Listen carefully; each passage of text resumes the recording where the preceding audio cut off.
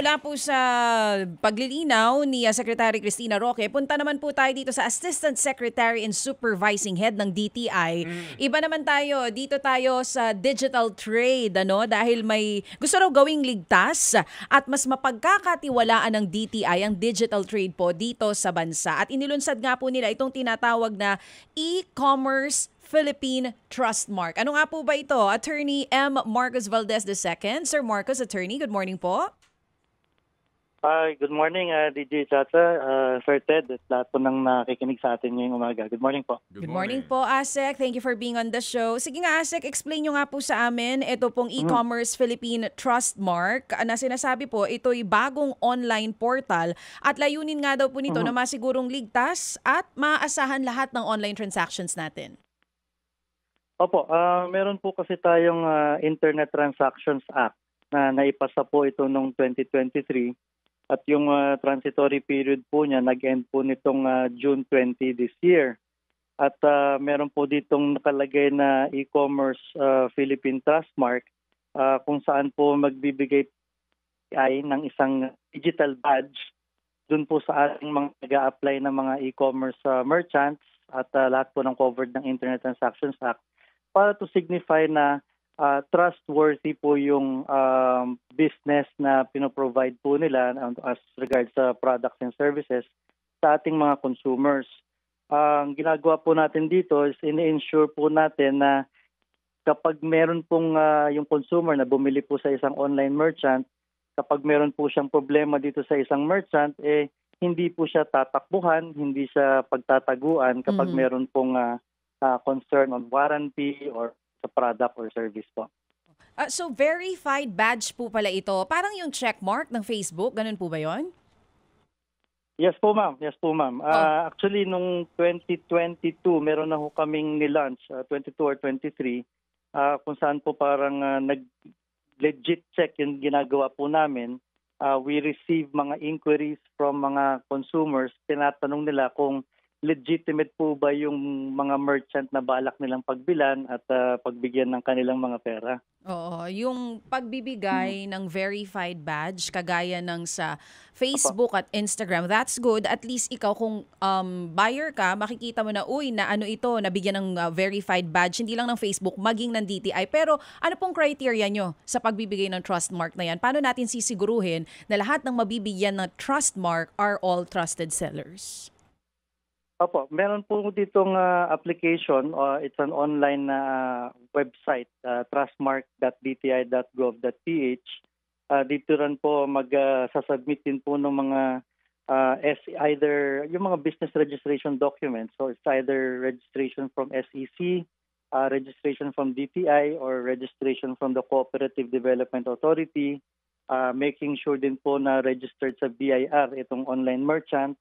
At hinihingi din po namin sa online merchant kung saan po yung mga website or webpage kung saan sila nagbebenta, mga contact details nila. And kung meron din po silang physical store, ilalagay din po namin ito. At yung mga details na po ito, ipapublish po sa isang online business database kung saan po makikita nung consumer bago siya bumili na saan ko ba pupuntahan o saan ko ba hahanapin itong merchant na ito kung sakaling magkaproblema ako dun sa item na binili ko. So ASEC, ito pong sinasabi natin na parang sariling online platform ng DTI. Is this under your website or panibago po siyang website kung saan makikita yung mga legit online sellers natin? Nasa website po siya. Nasa website po siya ng DTI. Magkakaroon po tayo ng microsite under the DTI webpage. Oo. And then, yung mga trust mark na yan, after application, kung mabibigyan man po ng trust mark yung bawat online sellers, doon mismo sa website ninyo makikita. Working na po ba yan ngayon? Meron na bang mga online sellers ang nabigyan ng trust mark? We have received the application po kasi kaka-launch lang po namin, kaka-open lang po ng website. And under our rules, mayroon po kaming 7 days to verify because kailangan din po namin i-check kung totoo po yung mga applicant na yan at kung nandito po talaga sila at mahahabol po sila. And then pag na-i-issue na po sila ng trust mark, maglalagay po kami ng online business database. As regards naman po kung dun sa facilitation between the consumer and the merchant, magtatayo din po kami ng online dispute resolution system para po dun sa mga hindi makaalis ng bahay nila, pwede na po silang magkaroon ng mediation or adjudication online. Okay. So, dito po, paano sisiguruhin ng DTI na talaga ito pong mga aplikante na nakapagpasa sa inyo at magpapasa pa, ano po talaga sila, legit online sellers? Paano checking po yung ginagawa ninyo? Gaano kayo kabusisi doon? Kami na po ang mag-check dun po meron po kaming coordination with agencies na nag-i-issue po ng mga permit sa kanila. Kasi naman po tuwing mag-a-apply po sila ng mga permit, meron din po silang sinasubmit. So yun po yung chine-check namin at ma-verify din po namin. And we have monitors all over the Philippines dun sa mga regional offices namin para mag-check din po talaga kung totoo po yung mga address na ibinibigay. And then, Asek, kung sakali man ang isang online shop, whether may physical man yan or purely online, nakatanggap po ng reklamo mula sa isang consumers, automatic parang mawawala po yung Trustmark badge niya. Paano sistema niyo doon? Okay po. Meron pa po kaming ginagawang rules po para sa ating online dispute resolution system. However, one of the requirements to receive the Trustmark, kailangan pong merong internal redress mechanism po yung merchant. Doon naman po sa mga malalaking site, meron na po ito. Kagaya po nung, hindi ko alam kung pwede ko po banggitin yung mga Sige lang po, sige lang. merchant site. Yung mga Shopee at Lazada, meron na po silang mga site. Ngayon po yung mga nagte-trading po, nag-online sale sa mga community, sa mga chat groups, yun po yung hinahanapan po namin. Gagawan po namin ng mga online dispute resolution system.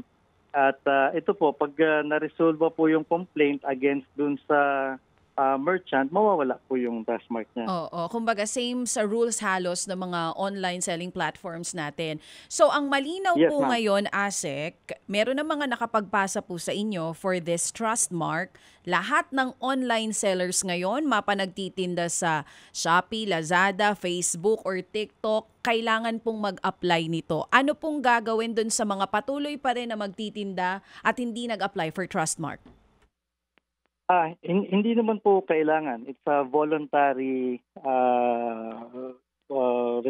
voluntary po ito dun sa mga merchant natin. Hindi po natin sila nire-require. It's nagsisignify lang po ito dun sa public, sa mga consumers natin na ito pong merchant willing to disclose kung paano siya kontakin, kung paano siya habulin, kung saan kung meron pong concern ng consumer. Ayan ang magandang nalinaw nyo po ngayon. Hindi ito mandatory. Nasa sa isang online shop yan. Kung gusto niya na yung mga bumibili sa kanya makita na kami may Trustmark kami from DTI. Opo. Pero ano nga po, kagaya nga po nung pandemic, marami pong namimili. Pati po ako na biktima rin po ako ng mga fraud dyan. So at least if nakakita rin po ako ng Trustmark na verify na po ng government agency, medyo kampante na po akong bumili dun sa merchant na yun versus another merchant na wala pong Trustmark o hindi po na-verify. So, yung ba ang provision ng batas po, attorney, hindi siya mandatory? Yes, sir. Hindi po mandatory. Okay. And again, atin lang kinaklaro, ano ang authentication process doon sa Trustmark na ito na hindi naman po mapepeke? Okay po. Ang Trustmark po natin, meron po siyang security number, saka meron din pong security code kung saan po pwede pong ma-check ng ating mga devices. At ito po i-detect po yung consumer dun sa ating online business database kung saan nandun po yung mga detalye ng merchant. Kung marami po kasing gumagaya or naglalagay lang po ng mga QR code at security number, but ito po hindi po dinidirect sa isang verified list. Okay, so yung Trustmark na yan, hindi mandatory. Pero mandatory po ba, attorney, yung pong sinasabi na kinakailangan yung price, brand name, description, condition, And the seller's contact details ay lantad habang ginagawa po yung online selling? Yes, sir. Okay. Yan po yung mga obligation po ng mga marketplace, digital platform, pati mga e-retailer at online merchants. It's part of their responsibilities and obligations when dealing with the consumer po. Okay. So kung ganun, kung ganun, at yun ang mandatory, For all online sellers. so pag hindi mo ginawa, what will be the penalty? Tama po ba, Attorney Asek, pwede nyo ipa-take down ang post Okay. ng isang Again? online seller na hindi magdi-disclose sa mga nabanggit ni Manong Ted? Halimbawa, presyo ng produkto, taga saan yung seller. Kahit po simpleng, halimbawa, pagbenta lang ng pre-loved ng isang tao, Anong pre-love? ito yung mga second-hand items. Ha? Second-hand items. Pre-love, mga used items po. Akala ko Used libreng items. pag-ibig. Hindi. Mga love scam yata yan, Hindi. Chacha, sinasabi Hindi. mo eh. Anong Yung pre-love? kunwari, lumang laptop ni Erwin, ibebenta niya. Sabihin mo, lumang laptop at may pre-love pa. Yung iba kasi, di ba, Pre-love? ito madalas sa online. Pre-love? Pre-loved ang So, tawag. ibig sabihin, dati kong Minahal, dati mong ginamit. Anak ng Yan ang patay na tawag buhay dyan ko. ng mga, pag online seller ka, di ba? Asik yan ang tawag dyan. Pero Anyway. kasi di ba merong Okay. mga online sellers na hindi po dinidisclose yon. Yung iba hindi nagdi-disclose ng presyo para mag-PPM sa kanila, doon na lang itatanong yung presyo. So bawal po Ano naman yun. yung PM? Private message. Yan po yung lumagana po nung pandemic yung PM is the key. Yes, opo. Bawal ho yun eh. So bawal po ito kahit pa hindi ka kunyari di ka naman online seller and you just wanna sell your stuff online, yung mga second-hand items mo. Dapat nandun na rin agad yung presyo and even yung contact number mo? Okay po. Ang Internet Transactions Act natin, ang kino-cover po niya ay business-to-business transactions Okay. saka Malinaw. business-to-consumer transactions. Yung mga consumer-to-consumer transactions, yung yung nabanggit niyo po na pre-loved items pero hindi naman po siya in the business of selling. Kumbaga nagdi-dispose lang po kayo ng mga gamit niyo sa bahay. Hindi po covered ito ng Internet Transactions Act.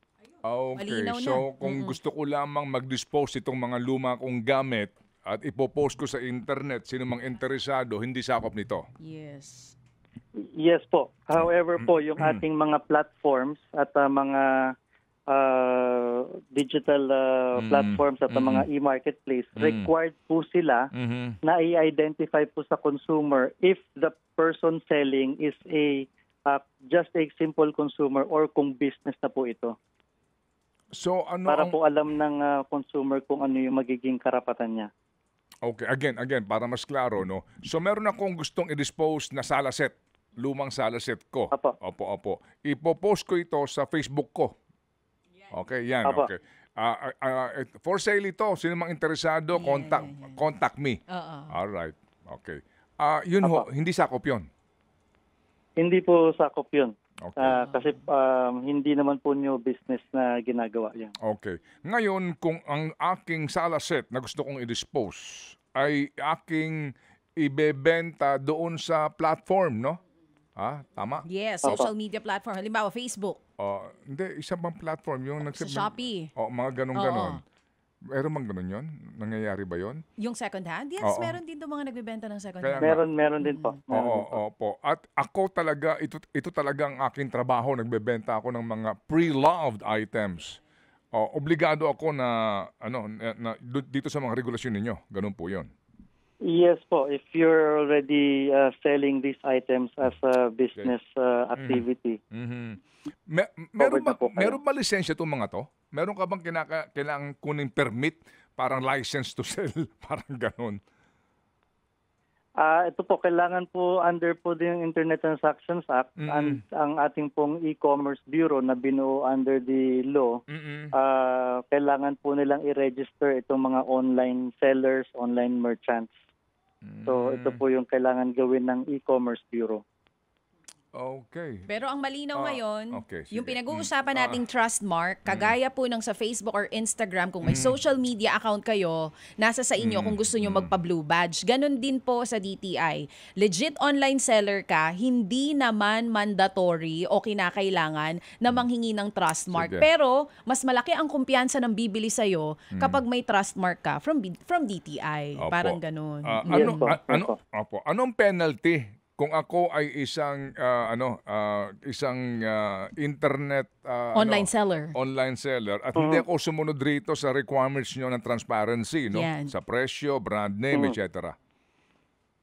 Yung Internet Transactions Act po, meron po siyang monetary penalty ranging from 100,000 to 600,000 pesos. However, under the Internet Transactions Act din po, pwede po niyang i-invoke yung other applicable laws katulad ho ng Consumer Act of the Philippines, ang ating pong Price Act, yung Senior Citizens Act din po. Kung saan po meron din pong separate penalty. Ito pong mga batas na ito na pwede pong idagdag dito sa offenses na kinomit against the Internet Transactions Act. Opo. Meron ho ba itong meron po siyang penal provision o ano lang po talaga ito? Multa lang? Multa po under the Internet Transaction Act. Pero kung mag-invoke po ng ibang batas kasama po ng Internet Transactions Act, katulad po sa Consumer Act natin, meron pong 1 year na kulong. Dun sa Price Act po natin, meron pong 10 years to 15 years. Yun po. Okay, sige. So, para alam nyo ganun ho kalaki ang multa dito kung irereklamo kayo. Saan pwede magreklamo po, attorney? Yun po, meron po kaming itinatayo ngayon na online dispute resolution system, pero habang hindi pa po nakatayo yan, pwede pong mag-email sa consumercare@dti.gov.ph. Okay. Pwede rin po sa ask@dti.gov.ph. Meron din po tayong hotline na 1384. At meron din pwede rin pong mag-walk-in sa ating mga DTI offices all throughout the regions po. Okay. Sir, yung pong trust mark na iyan, hindi po garantiya na meron kang trust mark, hindi ka naggagawa ng kalokohan. Wala na pong makakapag-guarantee Diba? na hindi po Diba? gagawa ng kalokohan po. Opo. Di ba sir, parang Ang ginagawa po namin na guarantee dito is okay. hindi po mas less po yung chance na matakbuhan kayo ng nagbenta sa inyo. Okay. And then kung sakasakali po na namemeki ka ng trust mark, ano din po naman penalty? Ayun po, yung nandun po sa natin, 100,000 to 600,000. Ganun din. Ganun din. Opo, pwede rin po tayo mag-invoke ng mga penalties under the revised penal code on the falsification po. Okay, sige. So, Cha? Ayun ang malinaw, Asek, para po sa lahat ng mga nakatutok sa atin ngayon na online seller, hindi sila dapat mangamba. Kasi ang unang iniisip ng iba, baka dagdag gastos yan. Your na lang po, message para sa mga online... May bayad ba? Yung check... May bayad ba yung... May bayad po ba itong trust mark? Mas may bayad po siya, pero mas mababa po dun sa registration requirements po ng DTI. Magkano po? Nasa 1,000 pesos po yung babayaran po. Oo, pero hindi po ito monthly subscription parang sa Facebook and Instagram. Hindi po. One-time payment lang. Meron po siyang 1-year validity and subject to renewal din po. Kasi kailangan po namin i-check. Baka mamaya nagpalit na po ng address or contact details. Oo. Tas, Attorney Marcos, doon sa mga platforms like Shopee, Lazada, and even sa Facebook Marketplace, lalabas doon, kapag nabigyan ng trust mark yung isang online seller, lalabas doon na DTI, may DTI trust mark sila? Pwede pong ilagay ng mga online merchant doon sa kanilang product page. Apa. So sa ngayon, wala pa po kayong ugnayan dito sa mga online platforms na ito kung pwedeng sila mismo, kasi madaling ilagay na may trust mark ako. Para ang maglalagay mismo, ito pong mga platforms na ito na. Yung mga platforms din po, kukuha din po sila ng Trustmark because sila din po ay covered ng Internet Transactions Act as digital platforms or e-marketplaces. But as regards their clientele, yung mga online sellers, they are also encouraging na mag-subscribe po for the Trustmark. Oo. So ang malinaw po ngayon, hindi naman lahat ng online sellers obligado kumuha ng Trustmark. It's really up to them. Nabanggit niyo po yan kanina. Yes, ma'am. Opo. Yes po. Lalong-lalo na po, marami din pong online sellers abroad na wala po dito sa Pilipinas na pag meron po tayong complaint ay mahirapan pong habulin ng mga consumers natin dito. Opo. Yung pagpaparehistro dito kaninyo, may bayad May bayad? Aside po ba sa Trustmark, Yes may po, mga and iba it's pang all babayaran? online. Opo. Saan ka magpaparehistro? Paano po ang sistema? Attorney, at magkano bayad? Doon po sa trustmark.dti.gov.ph, ilalagay lang po yung contact details doon at mag-upload lang po ng mga registration documents natin. Together din po yung ating BIR details as well as the internal redress mechanism. At yan po i-verify po ng DTI. We have 7 days to verify. Okay. Pag naitapos na po naman yung verification, we will be issuing po yung Trustmark upon the payment. Opo. At yung isa po naman na kumbaga rehistro, parang permit to operate. Yung mga permit to operate po, depende na po yun kung ano pong product or kung saan po sila mag-engage in business po. Oo, pero kinakailangan magbayad, meron pong mga babayaran, no? Yes po, kailangan po to maintain po yung evaluation and validation process po. So you have to register sa DTI mismo? Yes po, and it's all online. Kasi Opo. naman po ang principal clientele would be online sellers and Kasi merchants. nga, Internet Transactions Act, kaya po kinakailangan kung ikaw ay seller, online seller, dapat rehistrado ka. Ano po? Yun ba yun? Yes po, under sa e-commerce bureau. Oo. Opo. So, Ayun. dalawang bagay yan Sige, para sa mga online sellers. Yung pagpaparehistro bilang isang online seller, kailangan po yun. Yung Okay. Trustmark, hindi mandatory. Okay. Yun ang malinaw. And again, for the end time, yung colorum, take down ninyo. Yes po, meron pong 3 powers ang DTI under the Internet Transactions Act. Meron po tayong compliance order, takedown order, saka blacklisting. So, lalong-lalo na po yung takedown pag prohibited or regulated yung item at wala po kayong permit to sell these items, i-takedown po yan. So far, marami na po kaming na takedown. Okay.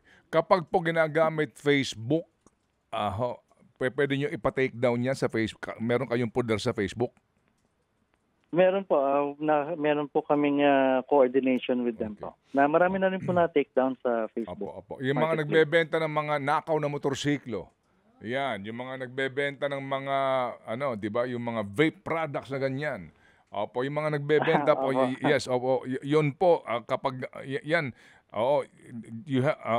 you will take down itong mga ganitong uri po ng mga seller, pero you have to be informed kasi hindi ho naman kayo nakapagbabantay all the time, di ba? Meron po tayong mga online monitors na nag-check din po and yung mga platforms din po, meron din silang voluntary compliance. Okay. Nakikita na rin naman po nila yung mga hindi po sumasang-ayon sa kanilang mga policies at sa mga batas din po natin. Okay, sige po. Mainam po ito. Tayo po nakadagdag po sa pagpapalaganap ng informasyon tungkol po sa napaka-importanting bagay na ito sa mga panahon ngayon. Itong Internet Transactions Act at ang ginagawa po ng DTI at ang mga panuntunan na dapat pong sundin. Natanong ko kanina, meron ba hong doon sa mga nagbebenta ng kasinungalingan? Ikaw talaga, pinapatawa mo si Asek. Ano po yun? Deceptive sale po yan. Opo, yun hong nagbebenta po ng kasinungalingan tungkol sa kung kani-kaninong politiko. Ay, iba na yon, iba ng usapan. Iba ng usapan yun. Baka fake sa news na yon, fake news. Sa cybercrime na yan. Hindi na yan kina-Asek. I am just making tanong. Para lang sure. Right? Okay. So now you know pre-love. I'm just making tanong. Maraming salamat po, Asek. Salamat po, attorney, sa inyo pong panahon sa aming programa. Thank you po. Thank you.